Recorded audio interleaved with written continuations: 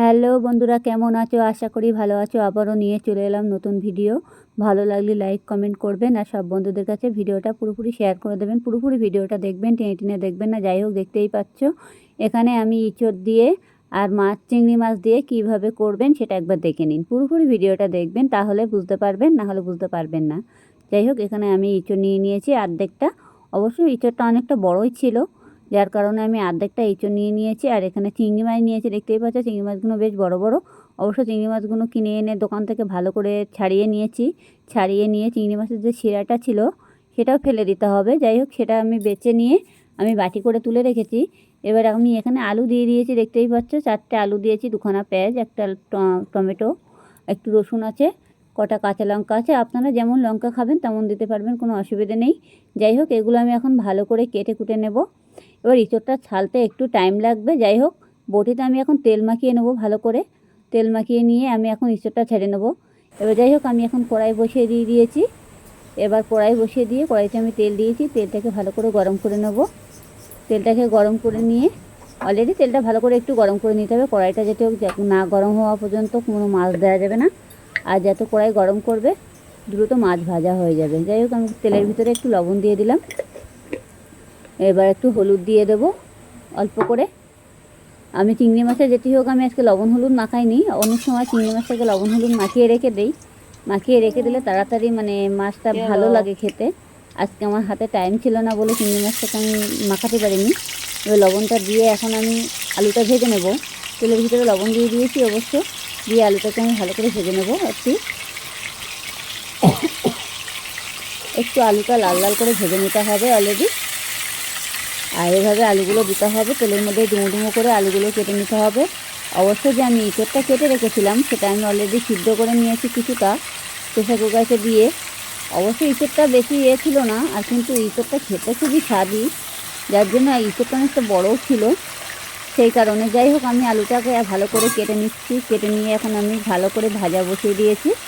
এটা অলরেডি ভেজে নিতে হবে একটু লাল লাল করে। আলুটা যেমন মাংসের সঙ্গে আলুটা ভেজে নিতে হবে, তেমন ইঁচড়ের সঙ্গে আলু দিতে গেলে একটু ভেজে নিলে তরকারি টেস্টি অন্যরকম লাগে। যাই হোক, আলুগুলো দেওয়া হয়ে গেছে। এখন আমি আলুটা পুরোপুরি ভেজে নেব। একটু লাল লাল করে ভেজে নিয়ে তারপর আমি তুলে নেব।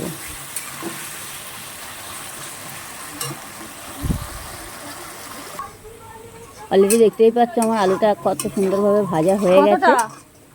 এখন আমি আলুটা তুলে নেব অল্প অল্প করে।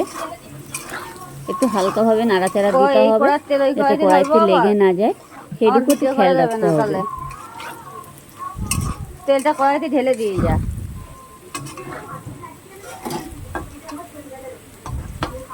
এবার আলুগুলো আমি এক সাইড করে তুলে নিচ্ছি। এইভাবে আলুগুলো তুলে নিতে হবে, দেখবে যাতে আবার তেলটা গায়ে না লাগে, সেটুকু খেয়াল রাখতে হবে। আমার আলুটা ভাজা হয়ে গেছে, আমি তুলে নিয়েছি। এবার আমার কড়াইতে যে তেল আছে দেখতেই পাচ্ছ, তেলের ভিতরে আমি একটু জিরে ফোড়ন দিয়ে দিলাম।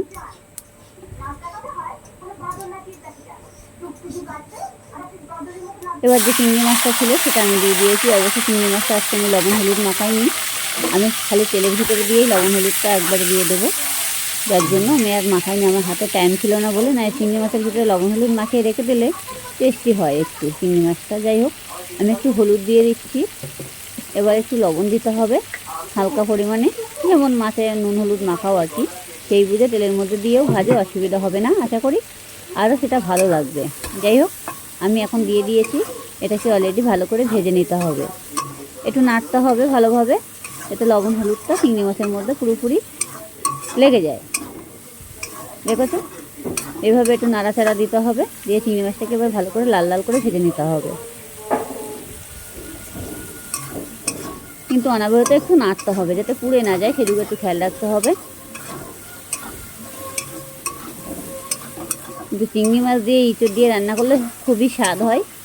অতি অবশ্যই ঘরে বসে এই রেসিপি একবার করে দেখুন, তাহলে বুঝতেই পারবে। অনেকে অনেক সময় নিরামিষ করে, বেশিরভাগ ইঁচড় চিংড়ি মাছ দিয়ে অনেকে করে না, অনেকে করে। কিন্তু চিংড়ি মাছ যে কোনো সবজিতে দিলে সব সবজি স্বাদ হয় বেশি। যাই হোক, আমার এটা চিংড়ি মাছটা অনেকটা ভাজা হয়ে গেছে। আমি এখানে মশলা কেটে রেখেছি, একটু আদা কুচি, একটু রসুন কুচি, আর এখানে 2খানা পেঁয়াজ আছে, দেখতেই পাচ্ছ। এবার আমি এটাকে আদা কুচি আর রসুন কুচিটাকে আমি ভালো করে এই চিংড়ি মাছের সাথে একবারে ভালো করে ভেজে নেবো। যেটি হোক আমি চিংড়ি মাছটাকে নামালাম না, আর নামানোর কোনো দরকার নেই।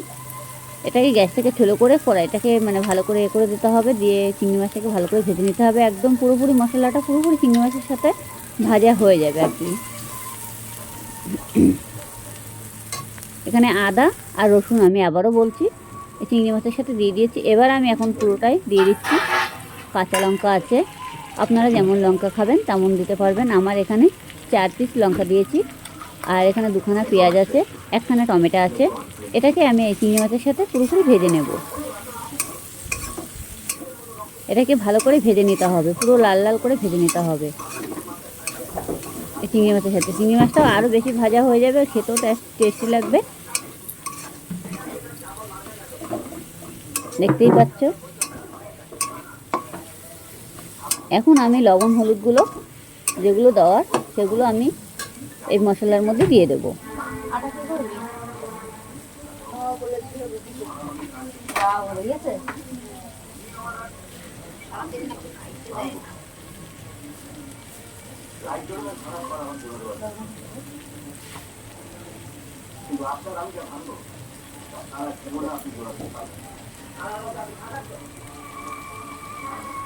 লবণ দিয়ে দিচ্ছি। এই যে লবণটা দিয়ে দিলাম, লবণটা একটু বুঝে দেবেন যাতে একটু লবণ টান না হয়ে যায়। সব কিছু একটু মানে দেখে দেখে দেবেন, তাহলে ভালো লাগবে। এবার আমি হলুদ দিয়ে দিচ্ছি।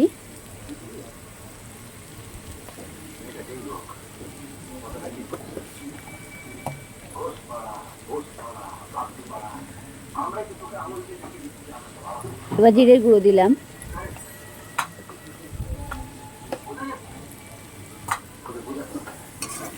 এবার এটাকে ভালো করে নাড়াচাড়া দিতে হবে, পুরোপুরি ভাজা ভাজা হয়ে যাবে, একদম পুরো লাল লাল হয়ে যাবে। দেখতেই পাচ্ছ আমার মশলাটা ভাজা হয়ে গেছে অনেকটা, দেখেছো কালারটাও চলে এসেছে, এরকম কালারটা চলে আসছে, আর পুরো ভাজাও হয়ে যাবে। চিংড়ি মাছগুলো একদম পুরো আরও বেশি ভাজা হয়ে যাবে, আর স্বাদ লাগবে বেশি আর কি, খুব স্বাদ হয় এভাবে রান্না করলে পরে। অনেক সময় কাঁচা মশলা সবজির মধ্যে দিলে এই কাঁচা গন্ধ ভাবটা থেকে যায়, আর তেলের মধ্যে দিয়ে মশলা রান্না করলে তো গন্ধ ভাবটা থাকে না, আর তরকারির টেস্টটাই অন্যরকম লাগে, খেতেও ভালো লাগে। যাই হোক, হালকা পরিমাণে একটু চিনি দিয়ে দিলাম, ব্যাস। এটাকে ভালোভাবে নাড়তে হবে।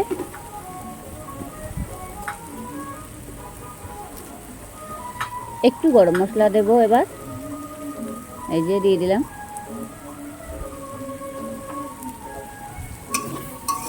দেওয়া হয়ে গেছে, এটাকে ভালো করে নাড়াচাড়া দিয়ে নিতে হবে।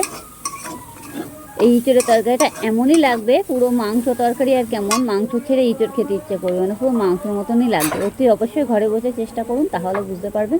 যাই হোক, এরকম আমি ইঁচড়টা যে সিদ্ধ করে নিয়েছিলাম সেই ইঁচড়টা আমি এখন দিয়ে দিয়েছি। অতি অবশ্যই ইঁচড়টা যখন কাটবে, কেটে জলে দিয়ে সেই গরম জল করে ইঁচড়টাকে বসিয়ে দেবে, দিয়ে একটু সিদ্ধ করে নেবে, তাহলে যে কষ্ট ভাবটা সেটা থাকবে না।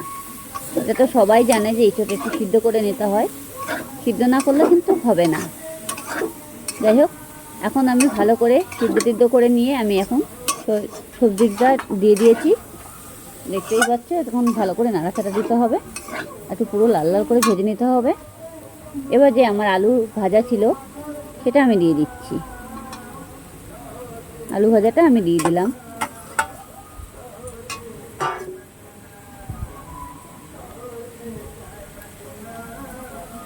এবার এটাকে ভালো করে নাড়াচাড়া দিতে হবে। অলরেডি দেখতেই পাচ্ছ আমার সবজিটা কষাই করা হয়ে গেছে, আর কালারটাও চলে এসেছে, দেখে মনে হচ্ছে পুরোপুরি মনে হচ্ছে মাংস। যাই হোক,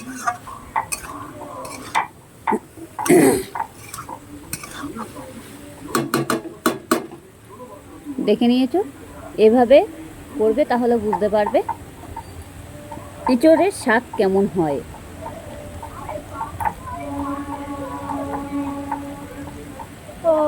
দেখে ভালোভাবে একটু নাড়াচাড়া দেবো আমি আবারও, যাতে কড়াইতে না লেগে যায়। এবার আমি জল দিয়ে দিচ্ছি, জলটা একটু বুঝে শুনে দেবেন। যদি মনে করবেন না একটু ঝোল ঝোল রাখবো তাহলে সেইভাবে দেবেন, আর যদি মনে করবেন না মাখা মাখা করবো তো সেভাবেই দেবেন। ব্যাস, আমার জল দেওয়া হয়ে গেছে। এবার আমি এই চোরটা ভালো করে নাড়াচাড়া দেবো। বলে একটা দই নিয়ে আসতে বলতো, বাবাকে বলতে একটা দই নিয়ে আসতে। দই নাড়াচাড়া দেওয়া হয়ে গেছে কিছুক্ষণের জন্য।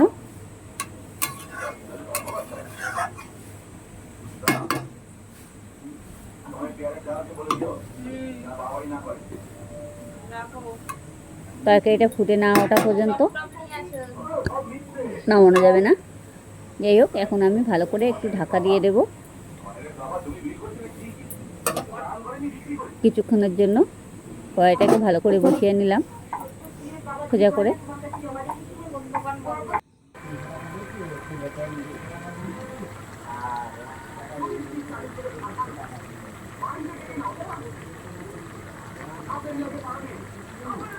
অলরেডি দেখতেই পাচ্ছে তরকারি কালারটা কিন্তু চলে এসেছে, ঝোলটা কিন্তু অনেকটা মানে হয়ে গেছে।